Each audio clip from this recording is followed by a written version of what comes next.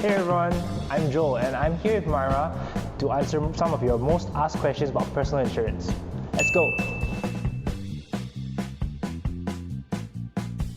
So for our first question today, what are riders? Okay, great question. An easy way to think about it is like if you go to a restaurant and you order a main course, right? So sometimes you're not too full, then you want to order some sides. So riders are sort of like the optional sides to your insurance plan. What they do is they actually enhance your coverage. For example, if you get a normal hospital insurance, but maybe you want to get covered for personal accidents, or you want to get higher coverage on your life. So you can actually add on these riders. That's why I would say it's like a side to make you more full, right? Or in this case, they actually get you covered a little bit better. What is an investment-linked insurance plan? Investment-linked insurance plan, or what typically people would say ILP, is you don't have to get yourself confused with like the term investment link, but what it does is that it has a portion of your premium going into an investment fund, and it will actually help to generate some return so that it will help you combat medical inflation. If an insurance plan doesn't have an investment portion into it, that's what we call a traditional insurance. So traditional insurance, every 5 years, it will increase its premium according to inflation. So instead of you picking out from your own pocket money to pay for that increase in price, investment link helps you to pay for that from that investment fund.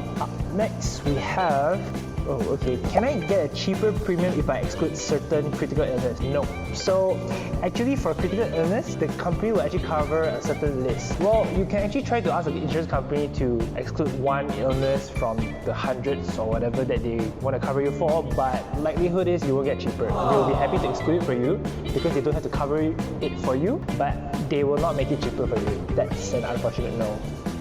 My parents got me insurance, but I don't know the details.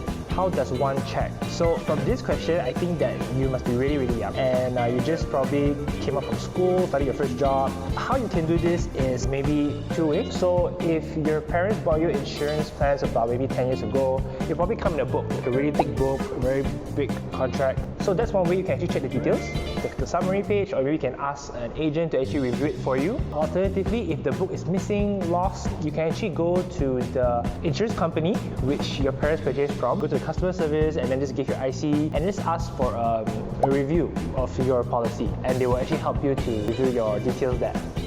How often do I need to review my insurance policies? A good timeline would be at maybe 1 year once. So you don't need to do it every month, but 1 year once is good enough. Ask your agent, like, is there anything new out there, or should I change my policy because of a certain more valued product? If your life status changes, maybe you just got married or you're going to have another kid, then probably you want to review your insurance policy to cover them or your future wife or husband. Then yeah, if your life changes, then do a review.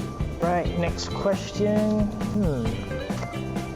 There are so many options out there, where do I start?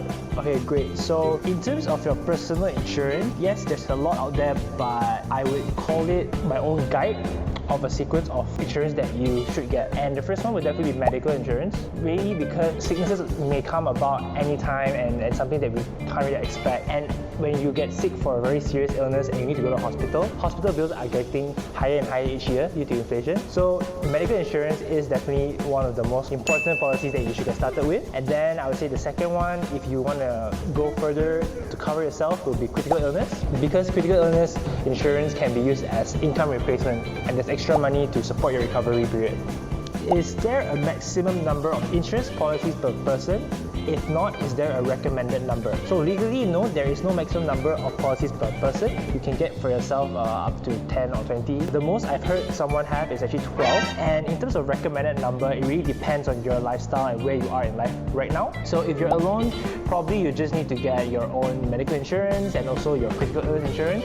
So that could be probably just 2. But if you do have family and you have a few kids and maybe your wife or a husband, then you might want to get life insurance to cover them for their sake. So that could be more than 3. So it really depends on where you are in life right now. Do I need a medical checkup before buying medical insurance? If you're quite young, maybe you're below 40 years old, you're pretty fit, you're quite healthy, and you have no any symptoms or no any illness, then you wouldn't actually need to do a checkup to get a medical insurance. But you have a relatively higher BMI, then the insurance company might actually request for you to do a very quick and simple medical checkup. At certain times, some companies actually pay for the medical checkup too, so do check that out. Alternatively, if you're beyond 40 years old, then there is a tendency for the insurance company to request for you to go and do a medical checkup. But it's actually on a case-by-case basis, so if you want to get it quicker, then definitely buying younger is better. So that's all for today. Thank you for all the questions, and I hope I was able to help clear some doubts and confusion. Don't forget to get yourself insured today, and if you have any questions, do DM me at Honestinsurancemy. Thanks everyone for watching.